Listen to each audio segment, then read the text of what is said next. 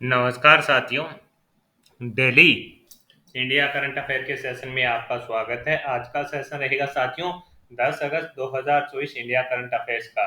इस सेशन के अंदर जितने ही महत्वपूर्ण प्रश्न साथियों पढ़ रहे हैं इंडिया करंट अफेयर्स के, वो मैं आपके साथ शेयर करूंगा। साथ ही उन प्रश्नों से जुड़े हुए जो महत्वपूर्ण तथ्य आपसे पूछे जा सकते हैं उस पर भी जानकारी साझा करूंगा। साथियों 10 या 12 मिनट की क्लास होती है और इससे बाहर आपका इंडिया करंट अफेयर्स का क्वेश्चन जाएगा नहीं, ये मैं आपको विश्वास दिला सकता हूँ। तो शुरुआत करेंगे साथियों सेशन की। पहला क्वेश्चन आपसे पूछा गया है आज के दिन का।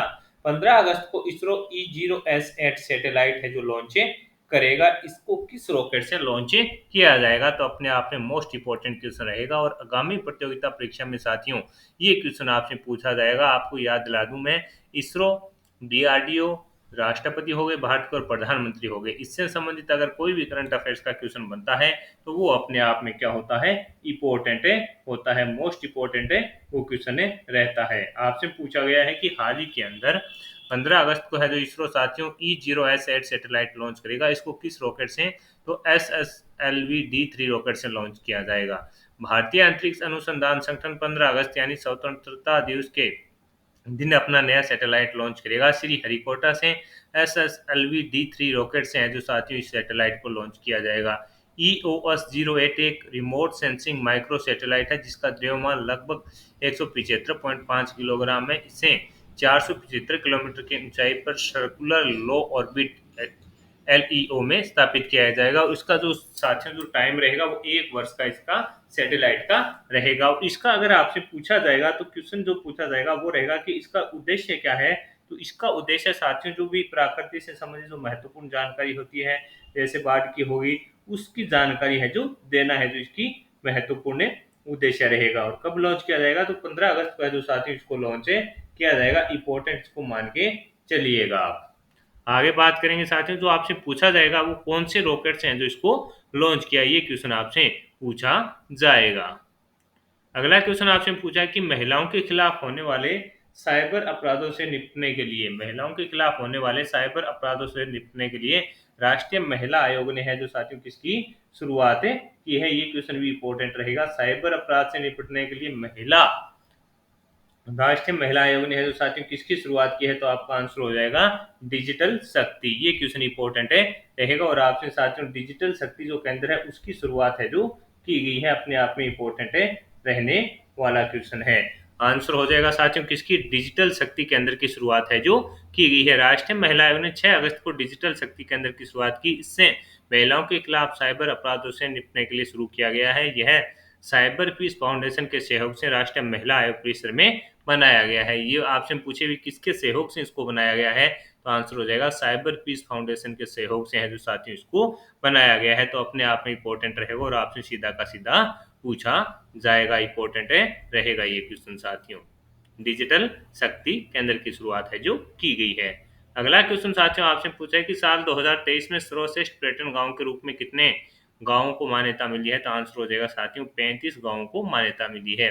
पर्यटन मंत्रालय ने सर्वश्रेष्ठ पर्यटन गांव प्रतियोगिता की शुरुआत की है। इसका उद्देश्य ऐसे गांवों को सम्मानित करना है जो सांस्कृतिक और प्राकृतिक संपदा को संरक्षित करने वाले पर्यटन स्थल का सबसे अच्छा उदाहरण हो, समुदाय आधारित मूल्य और जीवन शैली को बढ़ावा देता हो और आर्थिक, सामाजिक एवं पर्यावरणीय स्थिरता के लिए स्पष्ट प्रतिबद्धता रखता हो। यानी जो ये पर्यटन गांव है साथियों, इनको जो सम्मानित करने की योजना है जो पर्यटन मंत्रालय के द्वारा शुरू की गई है। वर्ष 2023 में आयोजित सर्वश्रेष्ठ पर्यटन गांव प्रतियोगिता के पहले संस्करण में कुल 35 गांव को है जो सर्वश्रेष्ठ पर्यटन गांव के रूप में है जो मान्यता दी गई है। ये सब चीजें इंपॉर्टेंट रहेगी और आपसे पूछी जा सकती है।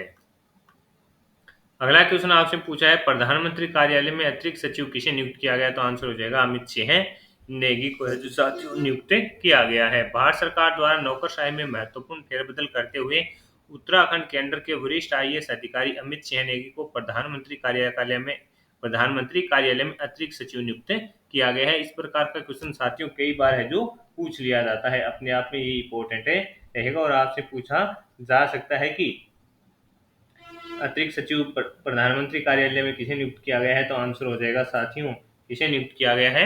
अमित सिंह नेगी को। ये साथियों कौन है? वरिष्ठ IAS अधिकारी है उत्तराखंड केंद्र के, इनको नियुक्त किया गया है। अगला क्वेश्चन आपसे पूछा है कि हाल ही में शोभना रानाडे का निधन हो गया, वह कौन थी? तो आंसर हो जाएगा समाज सेविका थी। हाल ही में शोभना रानाडे का निधन हो गया, वह कौन थी? तो आंसर हो जाएगा का।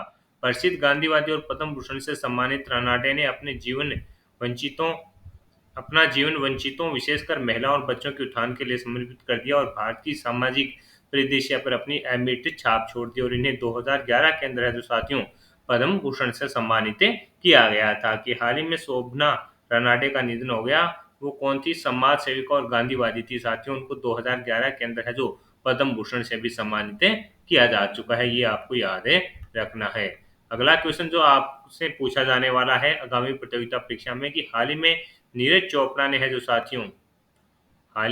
चोपड़ा ने पेरिस ओलंपिक में कौन सा पदक जीता?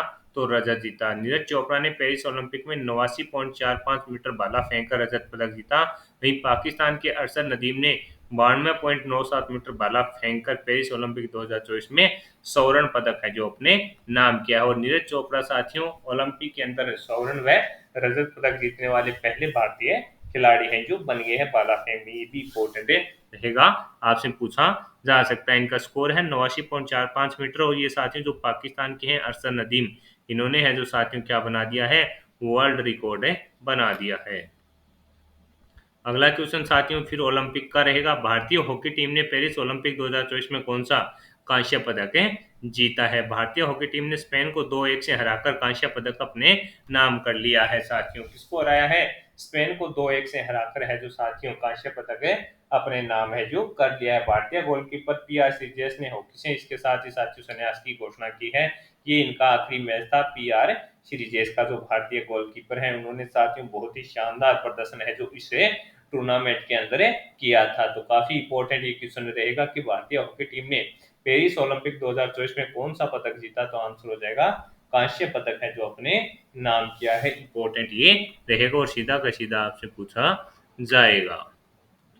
हाल ही में किस देश के प्रधानमंत्री अहमद हसानी को है जो बर्खास्त कर दिया गया? तो आंसर हो जाएगा ये साथियों ट्यूनीशिया के प्रधानमंत्री थे। कौन है? अहमद हसानी। इनको साथियों वहां पर पानी व बिजली की जो व्यवस्था थी उसमें ये असमर्थ रहे, नहीं पानी व बिजली की व्यवस्था में असमर्थता के चलते है जो साथियों इनको हटा दिया गया और इनकी जगह कामले बंदोरी है जो वहां का प्रधानमंत्री नियुक्त कर दिया गया है। तो ये थोड़ा सा इंपॉर्टेंट है, इस प्रकार का क्वेश्चन कई बार पूछ लिया जाता है, तो इंपॉर्टेंट मान के चलिएगा। अगला क्वेश्चन है कि हाल ही में चर्चा में बी रेडी रिपोर्ट का संबंध किससे है? तो साथियों ये वर्ल्ड बैंक से संबंधित रहेगी। आपसे पूछा है कि हाल ही में चर्चा में बी रेडी जो रिपोर्ट है उसका संबंध किससे है? तो आंसर हो जाएगा विश्व बैंक से। यह रिपोर्ट साथियों ease of doing business report के स्थान पर है तो 3 अक्टूबर 2024 को पहली बार जारी की जाएगी। तो ये अपने आप में इंपॉर्टेंट है। हाल ही में चर्चा में बी रेडी रिपोर्ट का संबंध विश्व बैंक से रहने वाला है। अगला क्वेश्चन आपसे पूछा कि हाल ही में CABA महिला वॉलीबॉल राष्ट्रीय लीग का खिताब किसने जीता? तो आंसर हो जाएगा साथियों भारतीय टीम ने है जो साथियों इसका खिताब जीत लिया है। और प्रतियोगिता का आयोजन है जो काठमांडू नेपाल में किया गया, जिसके अंदर है जो साथियों भारतीय टीम है जो विजेता रही है। ये आपको याद रखना है, इंपॉर्टेंट साथियों ये क्वेश्चन रहने वाला है।